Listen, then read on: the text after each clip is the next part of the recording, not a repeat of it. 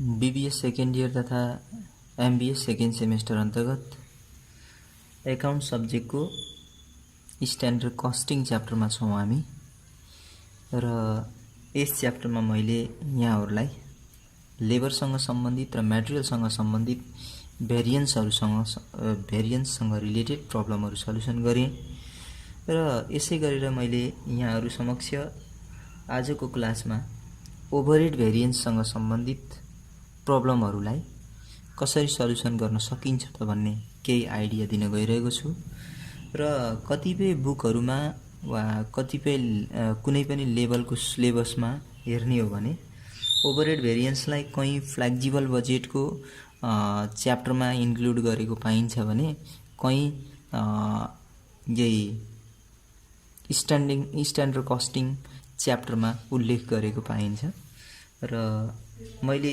तसर्थ के गरेँ भने मैले यो भेरिएन्स क्याल्कुलेसनका क्रममा भेरिएन्स निकाल्ने बेलामा हामी मटेरियलको भेरिएन्स पनि लेबरको भेरिएन्स पनि सँगसँगै इन्डाइरेक्ट एक्सपेन्सेसहरूको ओभरहेडको पनि भेरिएन्स हामी निकाल्न सकिन्छ भन्ने कुरालाई एकै ठाउँमा राखेर छलफल गर्दैछु।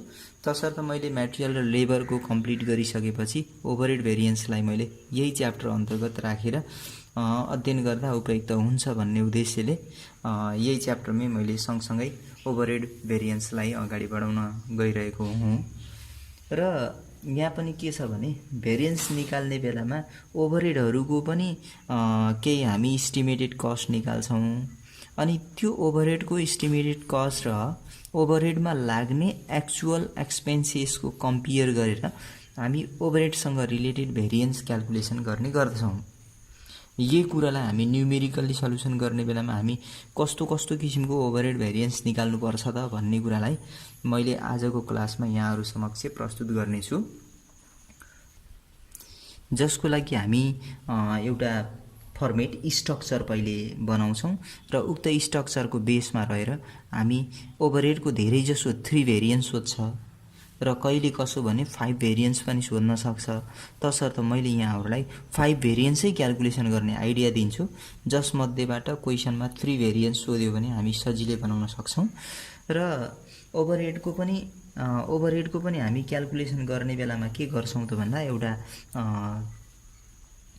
फर्मुला जस्तो हैन, यसलाई स्ट्रक्चर फर्मुला जे भन्नुस् हैन, त्यो फर्मुलाको रूपमा मैले यहाँनिर के गरेँ भने ए भन्ने रिजल्ट वा जसलाई चाहिँ ओ पनि डिनोट गरिन्छ O1, अब ए एजुम गरे पनि हुन्छ, ओ क्याल्कुलेसन ओ माने पनि हुन्छ, O1 माने पनि हुन्छ।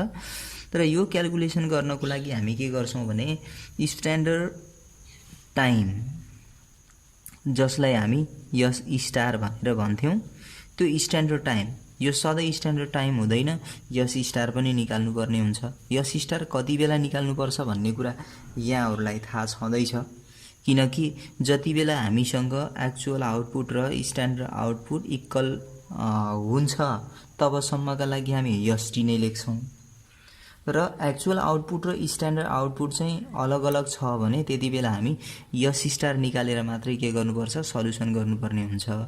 र यस्तो कन्डिसनमा हामी यो एसटी और यस स्टारलाई स्ट्यान्डर्ड ओभरहेडको रेटले, जसलाई यस आर मात्रै लेख्दा हुन्छ, स्ट्यान्डर्ड रेट, यो स्ट्यान्डर्ड रेटले मल्टिप्लाई गरेर हामी O1 निकाल्न सक्छौँ। अनि त्यसै गरेर हामी दोस्रोमा बी, जसलाई हामी O2 ले पनि डिनोट गर्न सकिन्छ। यो के छ भने ए ले बी ले एबीसीडी गरेर एजुम गरे पनि हुन्छ, डिनोट गरे पनि हुन्छ, O1 O2 O3 O4 भनेर एजुम गरे पनि हुन्छ है। अब यो O2 क्याल्कुलेसन गर्नको लागि हामी फिक्स कस्ट प्लस स्ट्यान्डर्ड यो भेरिएबलको रेट हैन, युनिट भेरिएबल कस्ट भने पनि हुन्छ, युनिट भेरिएबल कस्ट आवरली हेर्नुपर्ने हुन्छ। तसर्थ स्ट्यान्डर्ड भेरिएबल ओभरहेड रेट, जसलाई हामी भेरिएबल कस्ट पर आवर पनि भनिन्छ, इन्टु यो भेरिएबल कस्ट हामीले सजिलरी चाहिँ युबीसी युनिटमा आधारित नभएर आवरमा आधारित भएको हुनाले यहाँ भेरिएबल कस्ट पर आवर लेखिएको हो। स्ट्यान्डर्ड भेरिएबल ओभरहेड रेट भनेर पनि लेख्न सकिन्छ। हामी के अरे ओभरहेडको भेरिएन्स निकाल्न खोज्दैछौँ, तसर्थ यहाँनिर हामी ओभरहेडको मात्रै भेरिएबल ओभरहेडलाई मात्रै लिनुपर्ने हुन्छ र यसलाई हामी स्ट्यान्डर्ड टाइमसँग मल्टिप्लाई गर्छौँ र यसरी हामी क्याल्कुलेसन गरेर O2 वा B निकाल्छौँ। त्यसै गरेर सी क्याल्कुलेसन गर्नु पर्यो अर्थात् O3 क्याल्कुलेसन गर्नु पर्यो भने यो fix cost plus standard variable overhead rate लेखे पनि भेरिएबल कस्ट पर आवर लेखे पनि इन्टु एक्चुअल टाइमसँग मल्टिप्लाई गर्छौँ र फिक्स कस्टमा यो मल्टिप्लाई गरेर मैले त्यही भएर यहाँनिर ब्र्याकेटमा लेखेँ भने तपाईहरुलाई बुझ्न सजिलो होला। पहिले हामी यो मल्टिप्लाईको काम गर्छौँ अनि त्यसपछि बल्ल फिक्स कस्टलाई एड गर्छौँ त्यसमा र त्यसरी चाहिँ हामी के निकाल्ने रहेछौँ भन्दा ए को बी को सी को अनि त्यसै गरेर डी को पनि भ्यालु निकाल्छौँ र डी अर्थात् जसलाई हामी O4 भनिन्छ। यो O4 भनेको के हो त भन्नुहुन्छ भने एक्चुअल ओभरहेड कति छ त हैन। त्यही भएर मैले यहाँनिर टोटल एक्चुअल ओभरहेड OH भने ओभरहेड हैन, यो भने के हो त भन्दा फिक्स्ड ओभरहेड अनि प्लस भेरिएबल ओभरहेड तर यो के हो भने एक्चुअललाई मात्रै लिइन्छ। यो कुरा चाहिँ ख्याल गर्नु होला। क्वेशनमा के हुन्छ भने स्ट्यान्डर्ड पनि दिएको हुन्छ, एक्चुअल पनि दिएको हुन्छ र हामीले यहाँनिर भेरिएन्स निकाल्ने बेलामा चाहिँ के छ भने स्ट्यान्डर्ड र एक्चुअल दुईटा कम्पेयर गरेर पोजिटिभ भेरिएन्स छ, फेभरेबल छ या अनफेभरेबल छ भनेर हामी निकाल्नु पर्ने हुन्छ। तसर्थ हामी के गर्यौं भने अहिले यहाँ O1, O2, O3 र O4 हामी क्याल्कुलेसन गर्यौं र यसको आधारमा चाहिँ बल्ल हामी के निकाल्न सक्छौं भन्दा भेरिएन्स पत्ता लगाउन सक्छौं र यसलाई आधार मानेर मैले यहाँ भेरिएन्सहरुको लागि भेरिएन्स भनेर लेखेँ। यो भेरिएन्स क्याल्कुलेसन गर्ने बेलामा हामी के गर्ने भयो त भन्दा 3 भेरिएन्सको लागि पहिला 3 वटा भेरिएन्सको कुरा गरौँ। जस्तो फर्स्टमा C capacity variance, efficiency variance र स्पेन्डिङ भेरिएन्स। मैले यहाँ यसलाई फुल फर्ममै लेखेँ। क्यापासिटी भेरिएन्स अनि त्यस्तै इफिसिएन्सी भेरिएन्स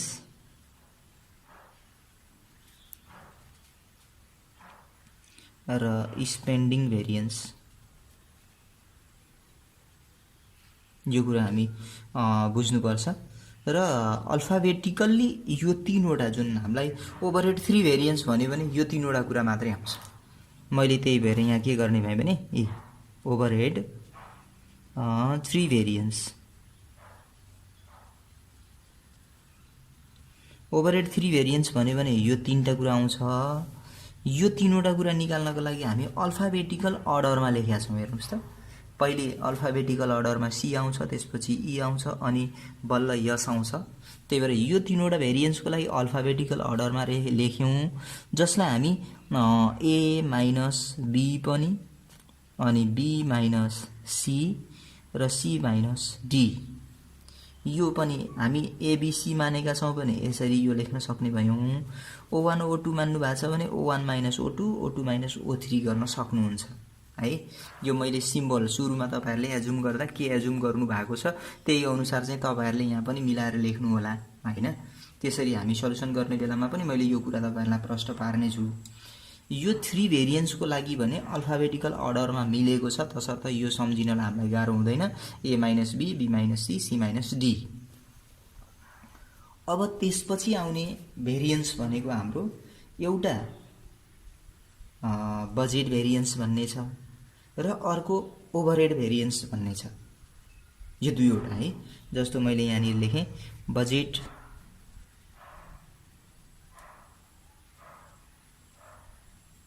बजेट भेरिएन्स, अर्को चाहिँ ओभरहेड भेरिएन्स। यो ओभरहेड भेरिएन्स भन्ने बित्तिकै हामीले के बुझ्नुपर्छ भने टोटल ओभरहेड भेरिएन्स भन्न खोजेको हो है। हामीले यहाँनिर सम्झिनु पर्ने कुरा त्यो पनि छ। अब सँगसँगै हामी यो बजेट भेरिएन्स र टोटल ओभरहेड भेरिएन्स निकाल्दा कसरी निकाल्ने त? पहिले म स्पष्ट तपाईहरुलाई के गराउने भयो भने यो बजेट यो टोटल ओभरहेड भेरिएन्स भन्ने बित्तिकै त हामीले त सुरुदेखि अन्तिमसम्मको सबै टोटल ओभरहेडलाई बुझ्नुपर्ने रहेछ। जस्तो हामी अस्तिसम्म लेबरको भेरिएन्स निकाल्दा र मटेरियलको भेरिएन्स निकाल्दा पनि हामी के गरेका थियौं भने टोटल कस्ट भेरिएन्स चाहिँ निकाल्थ्यौं नि। कस्ट भेरिएन्स भनेको सुरुको र अन्तिमको डिफरेन्सलाई हामी कस्ट भेरिएन्स भन्थ्यौं। यहाँ पनि त्यस्तै टोटल ओभरहेड भन्ने बित्तिकै हामी सुरु र अन्तिमको डिफरेन्सिएसलाई हेर्नुपर्छ। तसर्थ मैले यहाँ सुरुको भनेको ए रिजल्ट भयो र अन्तिमको भनेको डी रिजल्ट हो। यो ए र डी को जुन डिफरेन्सेस छ त्यसलाई हामी टोटल ओभरहेड भेरिएन्स भन्छौं र त्यसपछि हाम्रो जुन यो बजेट भेरिएन्स छ यो भनेको तपाईको के भयो भने बी सेकेन्डको र लास्टको डिफरेन्स बी माइनस डी गरेर जति आउँछ त्यसलाई हामी चाहिँ के भन्छौं बजेट भेरिएन्स भन्छौं र यसरी प्राप्त भएको नतिजा के हुन्छ त भन्दा प्लसमा आयो भने फेभरेबल मान्नुपर्ने हैन, अनि त्यस्तै माइनसमा आयो भने अनफेभरेबल मान्नुपर्ने। यसरी चाहिँ हामी क्याल्कुलेसन गर्नुपर्ने हुन्छ। यो धेरै अप्ठ्यारो छैन, सजिलै छ, यहाँहरुले सजिलै बुझ्न सक्नुहुन्छ। अब सँगसँगै हामीले अझ बुझ्नुपर्ने कुरा के छ भन्नुहुन्छ भने माथि हामी धेरै सर्ट फर्ममा युज गरेका छौं, सर्ट फर्म लेखेका छौं। जस्तो यस टी भने के हो हैन, यस आर भनेको के हो, यो कसरी क्याल्कुलेसन गर्ने, योसँग सम्बन्धित दुविधा चाहिँ यहाँहरुसँग हुन सक्छ।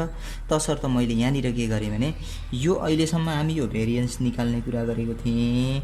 यो भेरिएन्स लगतै मैले अब यस टी निकाल्नको लागि र यस स्टार निकाल्नको लागि तपाईहरुलाई थाहा छँदैछ पुरानै फर्मुला। हामी एक्चुअल आउटपुट र स्ट्यान्डर्ड आउटपुट चाहिँ फरक भयो भने त्यतिबेला यस स्टार निकाल्नु पर्छ, जसको लागि standard hour or standard time जे लेख्नुस् अनि divide by standard output into actual output गरेर निकाल्छौं। अब यो यस आर भनेको स्ट्यान्डर्ड रेट भनेको चाहिँ के हो भन्नुहुन्छ भने यो variable cost per hour plus यो भेरिएबल कस्ट भन्न खोजेको ओभरहेड है, भेरिएबल ओभरहेड कस्ट को कुरा हो। अनि प्लस यसमा के हुन्छ भने फिक्स कस्ट पर आवर पनि हुन्छ। यो दुईटालाई जोड्यौं भने स्ट्यान्डर्डको रेट आउँछ। यो मैले भर्खर यहाँ भन्दै छु कस्ट भन्ने बित्तिकै यहाँ ओभरहेडलाई बुझ्दै छौं, ओभरहेड भेरिएन्स पढ्दै छौं, तसर्थ हामी त्यही अनुसार बुझ्नुपर्छ। यो एउटा कुरा हो यस टी, अर्को यस आर। अब त्यस्तै गरेर हामीले अरु पनि जान्नुपर्ने कुरा के छ भने एटी भनेको एक्चुअल टाइम भयो। यो त एक्चुअल टाइम भनेको कुरा चाहिँ क्वेशनमा दिन्छ हैन।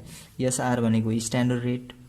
अब हामीले अझै जान्नुपर्ने कुरा के छ भने यो भेरिएबल कस्ट पर आवर कसरी निकाल्ने त। भेरिएबल कस्ट पर आवर, अब भेरिएबल कस्ट पर आवर भन्ने बित्तिकै हामी के बुझ्नुपर्छ भने यो स्ट्यान्डर्ड